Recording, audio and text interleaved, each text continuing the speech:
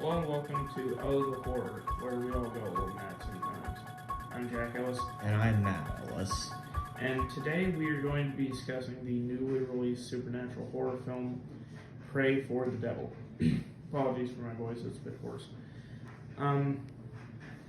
So, I will preface this by saying, in at least as few words as possible, I am not a huge fan of this type of horror movie, at least as a matter of personal taste. For context, I saw this film at a 7:30 showing on a Thursday night, and the only other people in the theater were a group of college students that pretty much talked the entire time. And that's who I think this movie was made for. And it sort of, made me, I just sort of thought that was indicative. Now, as people who watch my other videos have said, well, where's all this talk about knowing your audience when you're talking about like kids movies? Well, the thing about that is, I think that kids should watch things that challenge them because if they don't watch anything that does challenge them, they'll never watch anything that does. And so that's sort of where my concern grows. But this is a horror film that, at least for me, doesn't challenge me at all. It's a common saying, bad horror makes you jump, good horror makes you think. So, as far as the supernatural horror goes, I don't get scared a lot by it because of how fantastical it is and the fact that it, at least for me, it's just so fantastical, even though that stuff like this has happened, that there's no sense of relatability to it. And like, if you're saying that, and if you're hearing that at face value, you're saying, what about movies like Halloween, Friday the 13th, Nightmare on Elm Street, I don't know, The Evil Dead? I love all those movies. They're some of my favorites. But the thing is their villains and their source of evil have a supernatural edge to them. You can't exactly tell where they are in the spectrum. With these kinds of movies, their villains exist solely in the supernatural, and that's sort of where my disinterest falls. And so, to end this little soapbox conversation, I will just say that this is Pray for the Devil. And if you're like me, you could probably recite the, theater trailer because you saw it every single damn time you went to go see a movie. And, one thing that did confuse me, this was called The Devil's Light for a long time, and now it's called Pray for the Devil. And it only changed that in, I want to say, a month. And so I would kind of like to know what the hell happened. But yeah, that's pretty much it. Matt, you start us off. Okay, well, in this movie, we start off with Sister Anne before she becomes a nun. She's a child and she is in her room praying, and her mother is trying to get into her room, but the door is locked. Now, the fact alone that she has her bedroom door locked really kind of makes you think, who or what is she trying to keep out of there? Like, and her mom, she starts off really calm, but she gets more and more aggressive for her daughter to let her in, to the point of even banging her head against the door as hard as she can. In the next scene, we show Anne as now an adult nun talking to the psychiatrist of the school she is at. She's reluctant at first to tell Dr. Peters about her mother, but she eventually does and says her mother was diagnosed with depression and schizophrenia, but Sister Anne believes she was actually just possessed by a demon. One thing I probably should go ahead and point out is that at this point, Sister Anne is going to a seminary that is just for training in exorcism, as the exorcism rates have been going up greatly in the recently.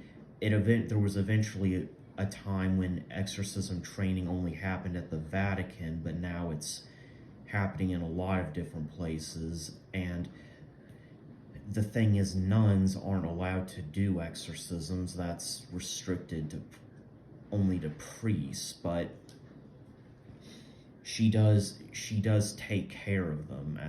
She is allowed to take care of the possessed at this point. And they also mention how people, before they can be considered possessed, they first actually have to see the psychiatrist, Dr. Peters, and get a psychological and physical evaluation to make sure it's not just some sort of disorder.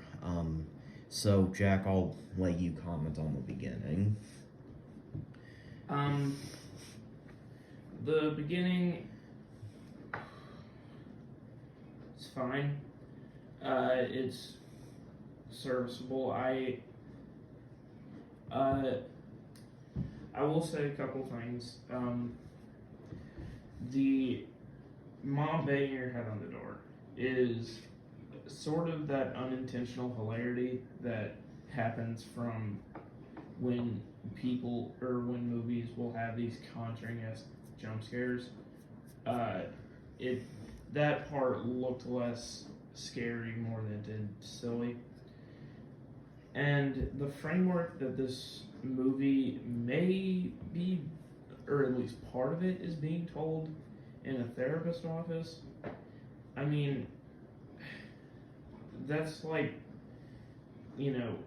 that's like gaudy levels of framework where you can't exactly tell how or why the story is being told. And so we see that Sister Anne is a very charismatic person. She's very sweet. And I will say, of all the things about this movie that I didn't like, the performance by Sister Anne was really, really good. And yeah, that's a big plus for this movie. And yeah, honestly, other than that, I can't really think of anything else to say. How about you? Not really. I'll go ahead and move it along then. Now, Sister Anne, at this point, she's a nurse. She's a caretaker for people at the St. Michael the Archangel's School of Exorcism, and this is where she meets Natalie, who is under observation for possession, and an older man who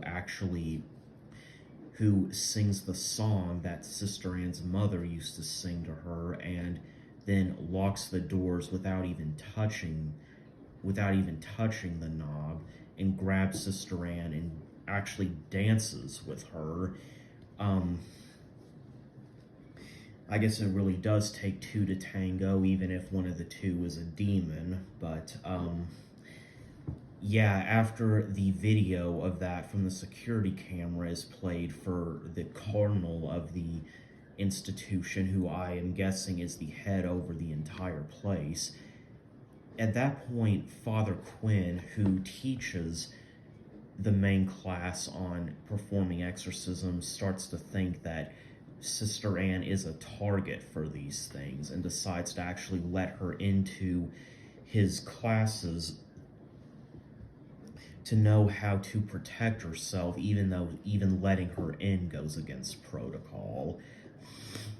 So he lets her in, and they decide to go ahead and perform their rounds where they go to each person that is under observation or has been confirmed to be possessed, and the first one they go to is Natalie, whom really has not shown any signs of possession up until this point. She really just seems like, like a regular kid. But they get to the room where she's being held in. It's actually a different room at this point than where she first is. I guess I forgot to mention, Sister Ann actually meets Natalie before this when she's taking care of her, and there's really nothing wrong. But they go there, and she's clearly something is up. Like, her face is all like she's got bags under her eyes. Her skin is very pale, and even when she looks at the entire class, she doesn't even turn around completely. She just turns her head around like an owl.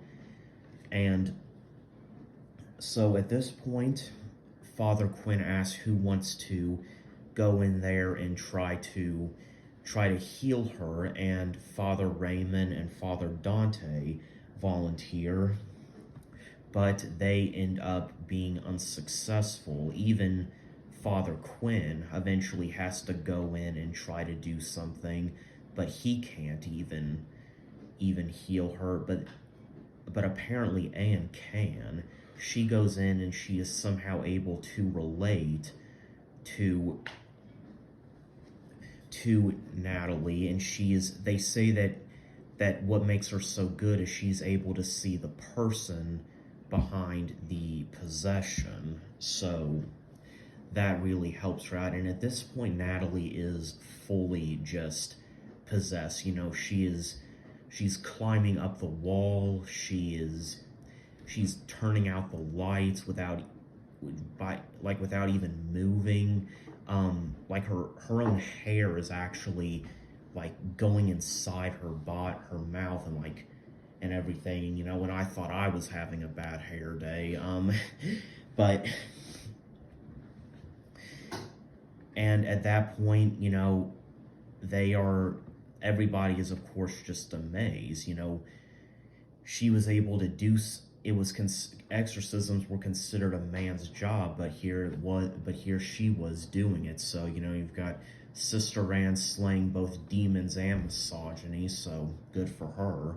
And then at that point, Dante, one of the men who went in, actually gets Anne to help perform an exorcism on his sister. His sister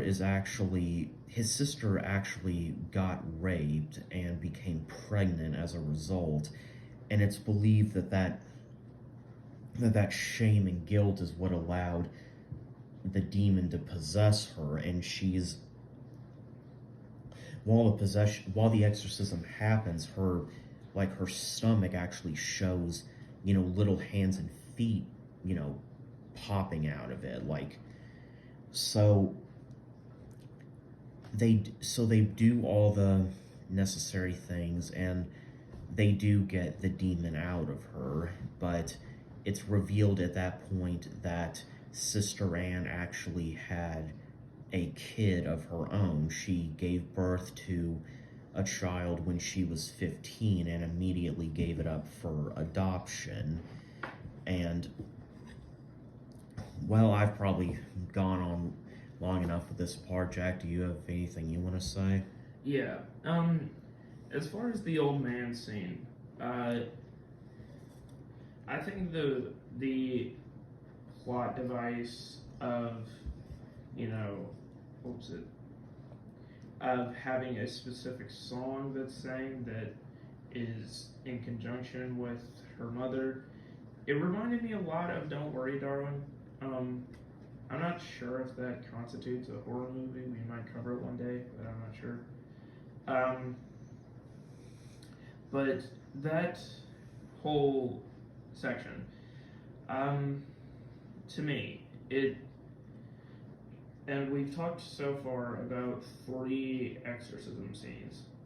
One with the old man, or 3 at least demon possession scenes. One with Natalie, and one with the pregnant woman. And my biggest problem with all 3 of these scenes is that they, as you know, I'm more of a fan of the suspense element of movies. And I always see it as you have a rubber band, and you see how far you can stretch it out before it snaps. And this movie and these scenes could have been excellent opportunities for that. But we have the jump scare 30 seconds in, probably. And after that, everything goes to complete hell. And there's no slow, gradual build up to see what exactly this demon is capable of. To quote something I can't exactly remember right now, they're giving us their whole hand of cards, and we're playing Clue. So I wish more could have gotten out of these scenes, as opposed to building up the demon as an actual threat. But I mean, the thing about, like, I don't know if we talked about this, but these concepts are built up excellently in movies that just came out, like Smile or Barbarian. These movies are just close enough to, moneymakers like The Conjuring or Insidious or whatever, that they'll get investments, but just different enough that they'll, pardon my bluntness, actually be good. And so I wish this movie, with all its opportunities, could have done something like this, and it's disappointing that it didn't. But anyway, that's just really my 2 cents. I think the performance by the little kid who played Natalie was pretty good, especially for a child. And she sort of has the creepy little girl from Poltergeist energy. But other than that, this whole section of the movie was kind of to me. I didn't think that watching the actual movie, I was sort of invested in it, but now that's had time to marinate over the past couple days. I'm sort of realizing now that it wasn't as good as I remember.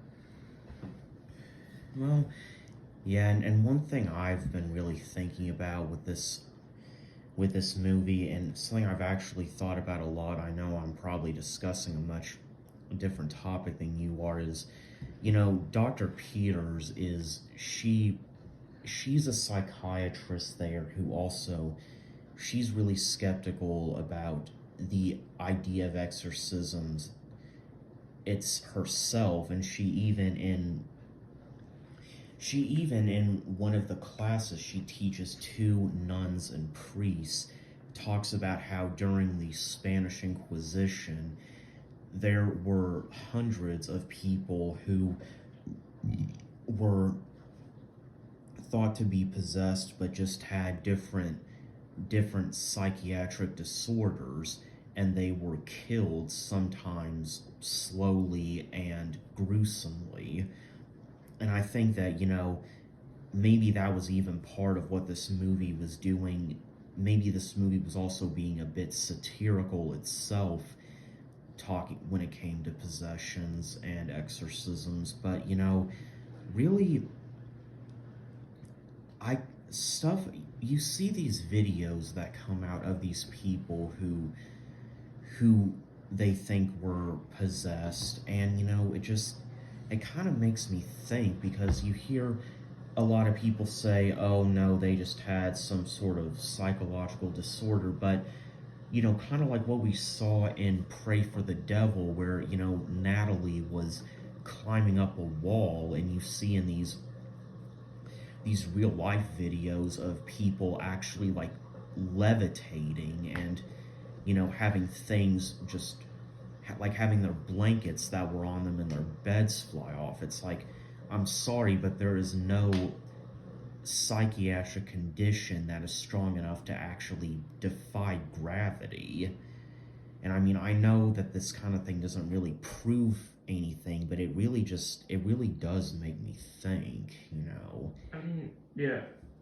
Go ahead. I've seen like a fair bit of like real life exorcism videos. Some of them are really eerie, in my opinion, and insofar as you watch them not as an actual person having exorcism.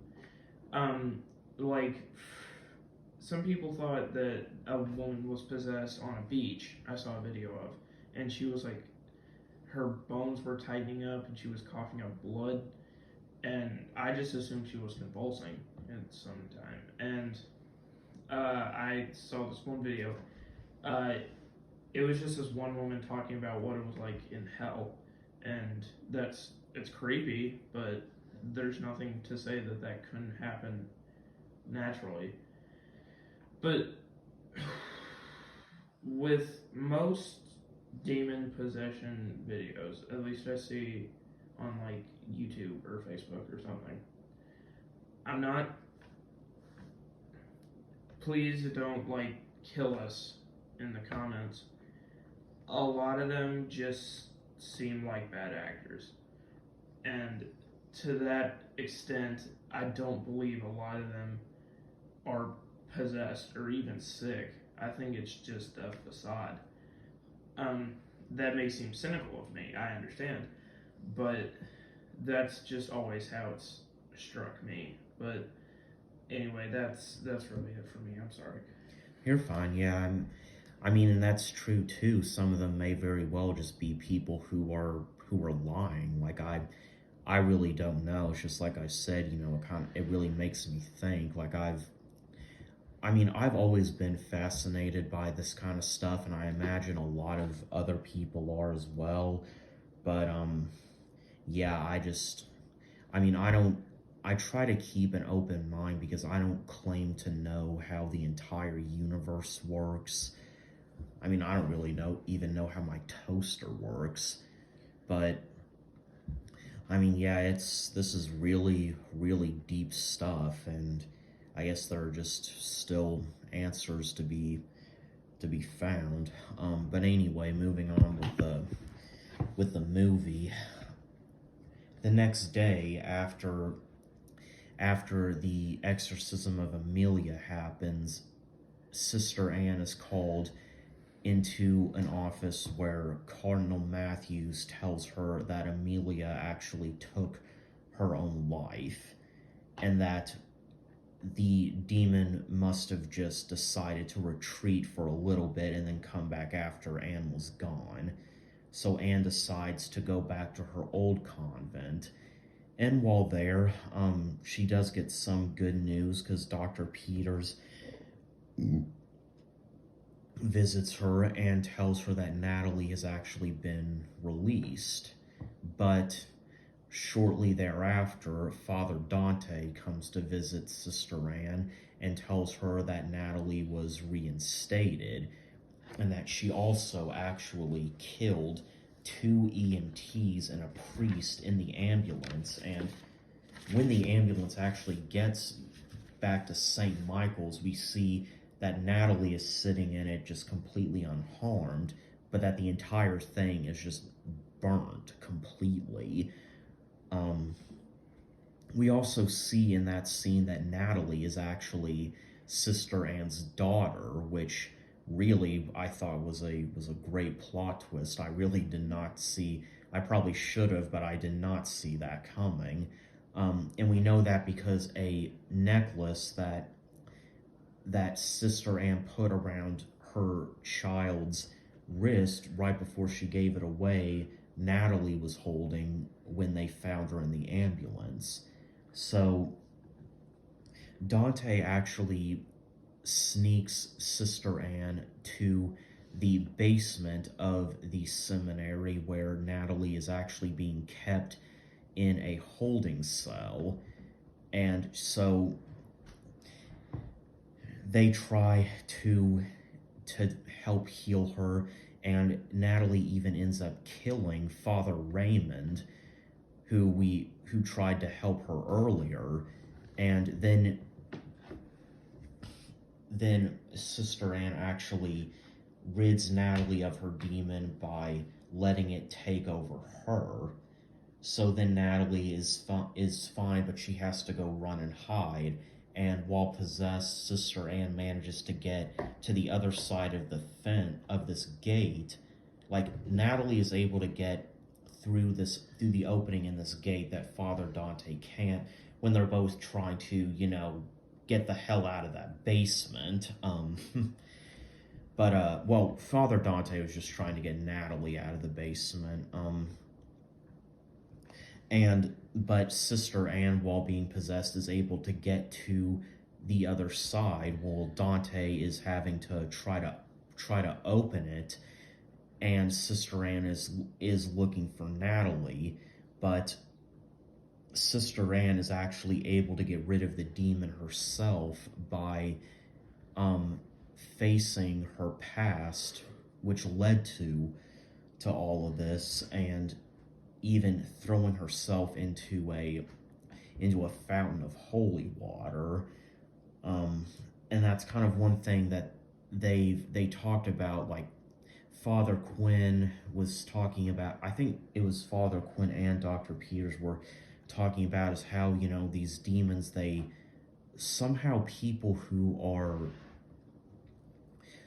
have the most baggage are more vulnerable to them.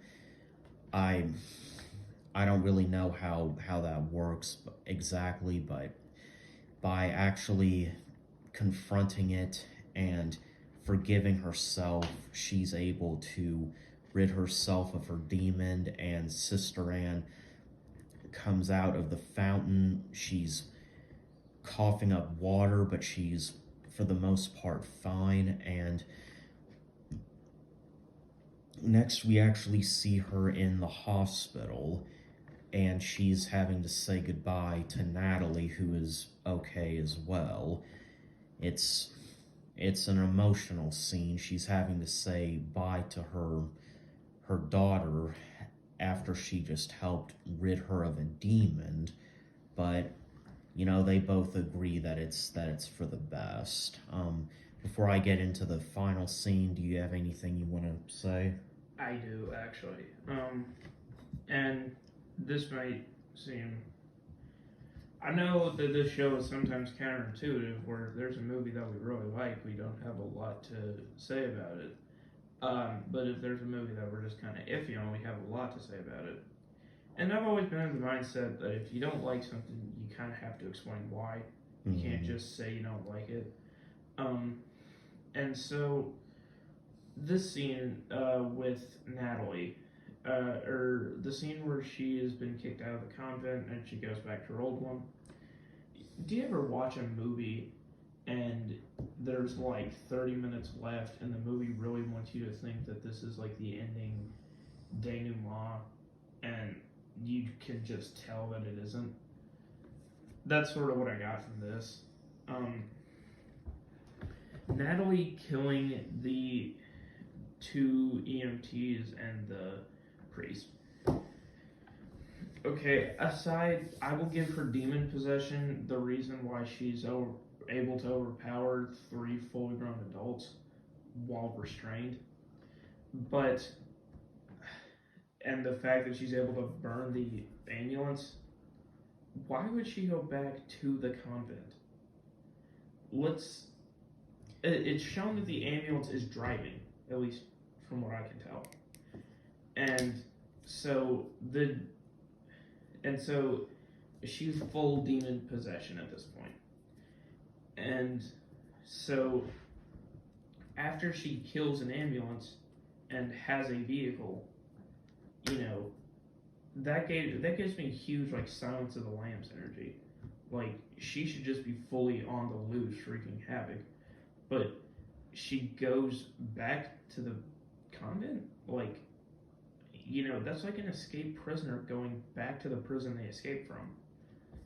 I, you know, if there's something I missed, I'm sure I sound like a jackass right now, but I was just sort of saying that like I I feel like it would have been cooler if, in my opinion, I'm not the writer of this movie, but if I was, that Natalie was loose from the Vatican and she escaped and she's on the loose, and then Dante and Sister Anne have to go hunt her down to get um, the demon out of her, instead of the sort of neat and tidy, oh, she's already there, we can just go get her there.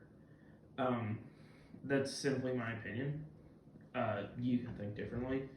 But on to the scene in the water. It's a cool location for a last scene, and I think it's really eerie for the first part. We already know, or we can at least figure out, that Natalie is Anne's daughter. And because of that, we don't need any more reveals or any more twists. We can set up a perfect ending.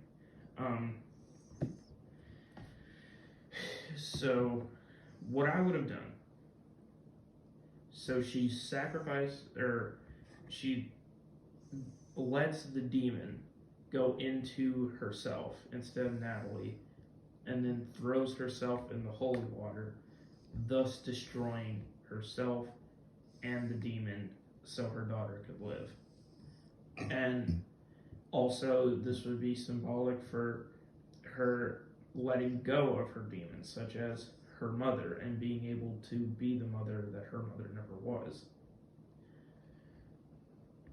But I think the reason, and again, I don't want to sound cynical by saying this, but I think the reason that they didn't do this was that would actually take balls. Now, this is essentially the ending that a lot of people wanted for Halloween Ends. But I like the ending that Halloween Ends had. I think this movie works better for that ending than Halloween Ends would have. But to that extent, the ending that we got, as opposed to what I just said, is one of my biggest problems with the movie, in all honesty. But you can talk about the final scene, and yeah. Okay. I was just gonna say, I mean, maybe the reason that Natalie went back to the convent was probably because she figured her mother and Dante were probably gonna come back there. Yeah, that makes sense. Yeah. But yeah, after this, after, like, the entire seminary gains a very big newfound respect for Sister Anne, and she is even offered, it's a transfer, but really it also sounds like a promotion, where she is being offered to be transferred to the Vatican, where she will actually she will be taking part in a research fellowship on exorcisms, and this will also make her the the first female exorcist in 700 years. She happily accepts. The woman, Sister Euphemia, who was actually very much against her performing these exorcisms in the first place at this point, says that it is, quote, an unprecedented honor for her to be sent there. But as she is in her cab, I guess headed to the airport, she's confronted by a woman she found who was actually released from the seminary, who had been possessed. As it turns out, 91% of people who become possessed never actually are free from it.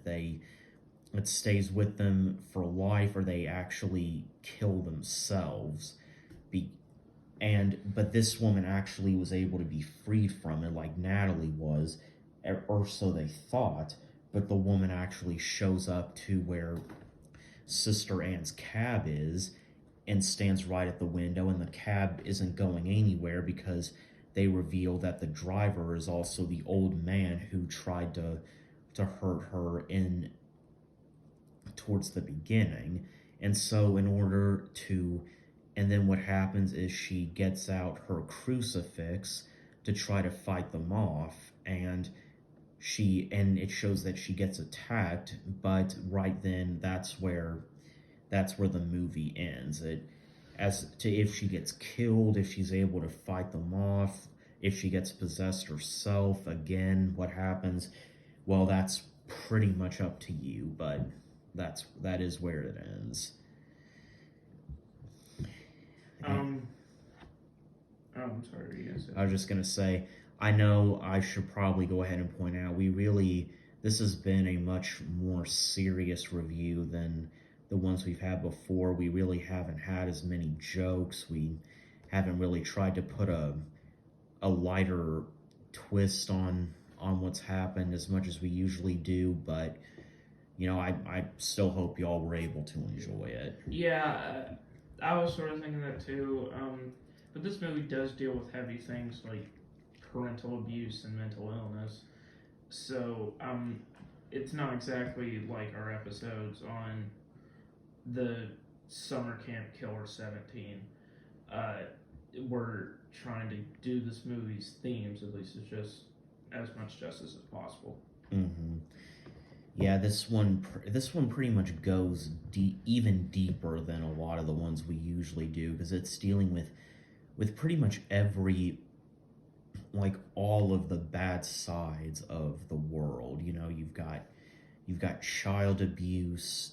I know I'm kind of going off what you said, but it's got child abuse, it's got demonic possessions, it's got suicide, other types of mental illness. Yeah, it definitely covers all bases. So, yeah, alright. About the ending, I will talk about this as briefly as possible because we probably should wrap up. The ending to me is extremely lackluster. Somebody at this convent has to get fired because they released 3 people who turned out to still be possessed and even went on to kill people. So, yeah. But other than that, this ending is incredibly cheesy to me. Because not only is it so much of an overt sequel hook that it might as well say the end ? But also that I don't understand what even the point of it was. I mean, she holds up her crucifix, she's ready for battle, and then it just ends. I'm not saying that that's a bad ending, but how is it supposed to say she's not scared of demons anymore? Because I don't remember in this movie where she was ever overtly scared of demons. To me, it just read like the end of a bad action movie rather than of a good horror movie. And to me, that's just how I feel about the ending. Do you want to talk about the ending before we move on to wrapping things up? Yeah, I mean, I didn't really have much to say about the ending. It kind of was predictable in my opinion. She's on her way to this great new opportunity. She gets interrupted by, you guessed it, demons, and it ends before it really tells you what she's able to do about it. But that's honestly all I have to say. That was one thing that I forgot to say, was that it was also kind of predictable. Because in a movie like this, I don't think it would be entirely the good guy wins and rides off into the sunset. You gotta have that little stinger at the end. Right. But yeah, Pray for the Devil was a movie that I didn't have high expectations for, and still I was let down by it. So it was. I know we've been ragging on this movie, but honestly, my rating would be a 5 out of 10 because this is the sort of middle of the road Friday night popcorn horror movie that it was meant to be, but it's the kind of movie that I don't really like. And 5 out of 10 is saying what's good is good, but what's bad is bad. It's inoffensive, it's generic, and I'm sure as time goes on it'll be forgettable. Yeah. What's your take on it? I would give it a 6 out of 10. You know, they're really just kind of like what you said. There really was not much that was special about this. It was pretty generic. I mean, I did like that there were a couple of good plot twists in it. And I mean, the ending, you know, I did like how while she was about to, you know, face those two, Father Dante gave her one last piece of advice, just saying, you know, now that you know the devil, he knows you, and that kind of tells you she's about to, you know, get ready to endure an entire lifetime of, you know, fighting off demons, which I thought was pretty cool. But yeah, I'd say this movie is okay, but not that great. Okay. Well, anyway, guys, we are moving on to Thanksgiving and Christmas time. So I will give you all the free time to guess about what we will be covering for Thanksgiving. And yeah, we'll probably just be reviewing. If we don't want to move on to Christmas stuff, we'll probably just be reviewing stuff that we kind of fell behind on during the summer months. And yeah, but for now, I'm Jack Ellis. And I'm Matt Ellis. And this has been Oh the Horror. We'll see you next time. Thanks for listening.